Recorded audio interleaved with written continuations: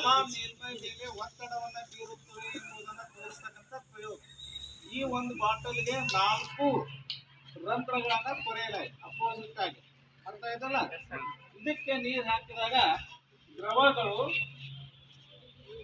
ಸಂಗ್ರಹಗಾರದ ಮೇಲ್ಮೈ ಮೇಲೆ ಸಮ ಪ್ರಮಾಣದಲ್ಲಿ ಒತ್ತಡವನ್ನ ಬೀರುತ್ತವೆ ಎಂಬುದನ್ನು ತೋರಿಸ್ತಕ್ಕಂಥ ಪ್ರಯೋಗ.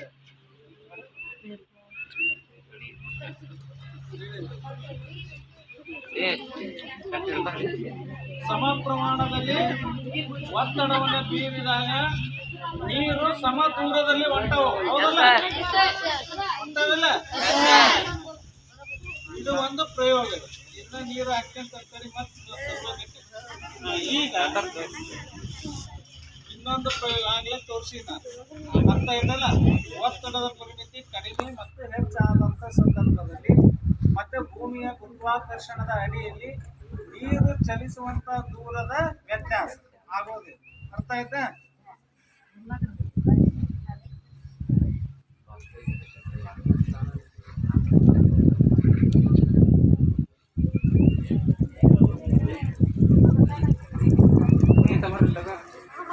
ಕೆಳಗಿಂದ ದೂರ, ಅದಕ್ಕಿಂತ ಕೆಳಗಿನ ಸ್ವಲ್ಪ ದೂರ, ಮತ್ತೆ ಮೇಲೆ ಇರ್ತಕ್ಕಂಥದ್ದು ಬಹಳ ಕಡಿಮೆ ದೂರದಲ್ಲಿ ಚಿಮ್ಮುವಂತ ನೀರಿನ ಇದಕ್ಕೆ ಕಾರಣ ಏನಂತಂದ್ರೆ ಮೇಲೆ ಹೋದಂತೆಲ್ಲ ಒತ್ತಡ ಕಡಿಮೆ ಆಗುತ್ತದೆ, ಕೆಳಗೆ ಬಂದಂಗೆಲ್ಲ ಒತ್ತಡ ಏನಾಗುತ್ತೆ ಹೆಚ್ಚು ಆಗುತ್ತದೆ.